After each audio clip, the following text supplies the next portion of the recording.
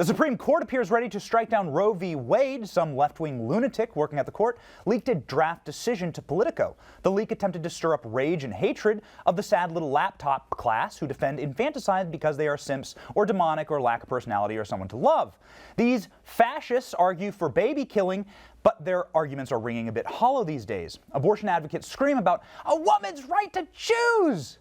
Yet ask them what a woman is and you get this answer. Can you provide a definition for the word woman? Can I provide a definition? Mm-hmm. No. Yeah. I can't. You can't? Not in this context. So I'm not a biologist. Yikes. Okay, a biologist's right to choose then, all right? Doesn't have the same ring to it. This argument isn't going to work if you can't define what a woman is. Perhaps the scholar, Congresswoman AOC, can help us out here. AOC, take it away. This is about making sure that someone like me as a woman or any menstruating person in this country, whether you are the birthing parent, adoptive parent, whatever, so dads sometimes like to take that first month.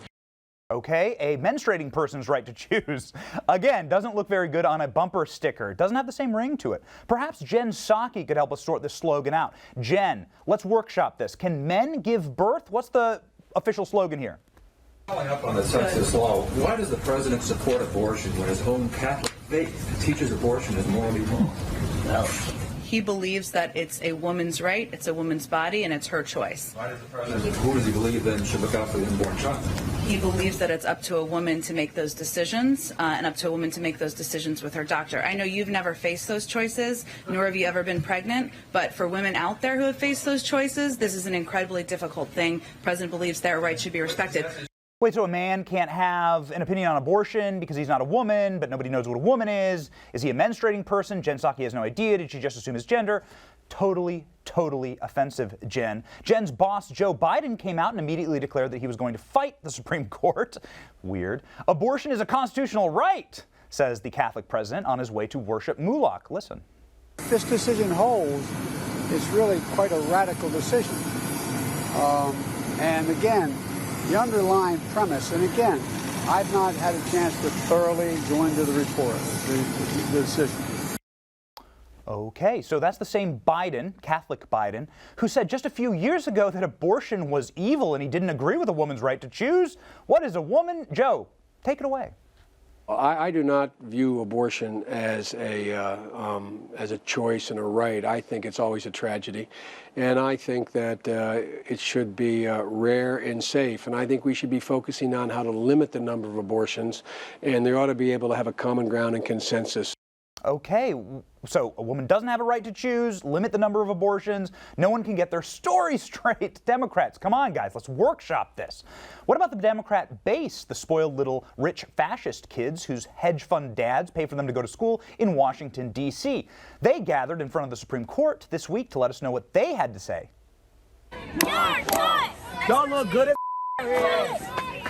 My choice! My body! My choice! My body! My choice! My body! My choice! My body! My choice! Okay, wait, stop. Okay, everyone stop. You're going to tell us that you're going to go back to the My Body, My Choice chant from like 3 decades ago, after supporting vaccine mandates, masking, and lockdowns for 2 years. These people are such a little obedient fascists. They're shallow. These people worship the science. They worship the science. They have a votive candle of Dr. Fauci burning in their dorm rooms. Yet if you ask them about the science of fetal viability or pain, you get a blank stare into the middle distance. I don't know. So let's disregard the present-day messaging confusion on this issue because Democrats are all over the map on this. And let's go to the godmother of Planned Parenthood herself. What is abortion all about? Margaret Sanger. Do you believe in sin? When I say believe, I don't mean believe in committing sin. Do you believe there is such a thing as sin? Well, I think the greatest sin in the world is bringing children into the world that have disease from their parents, that have no chance in the world to be a human being, practically.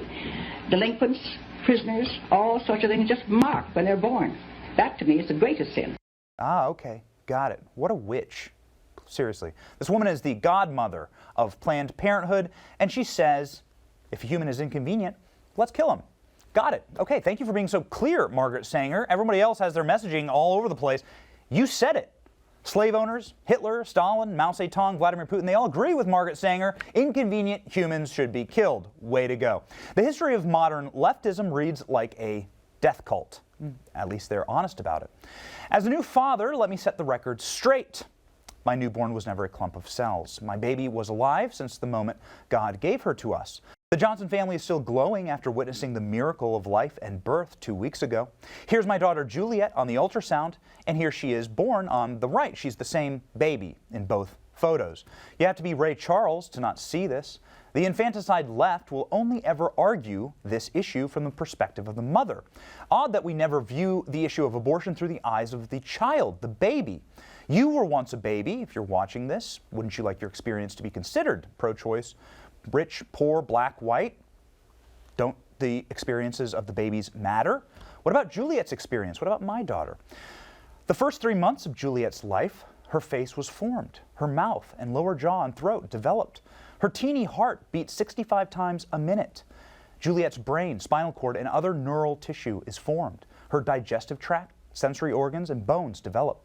The next 3 months of Juliet's life saw her nervous system functioning. The doctor could tell her gender. She was developing muscles and exercising them. The hair began to grow on her head, and it has never stopped growing.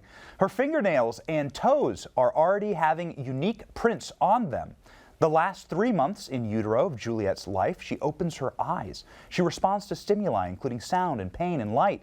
Juliet's brain is developing rapidly. She has coordinated reflexes. She can blink. She can close her eyes, turn her head, grasp firmly. She responds to sounds and light and touch.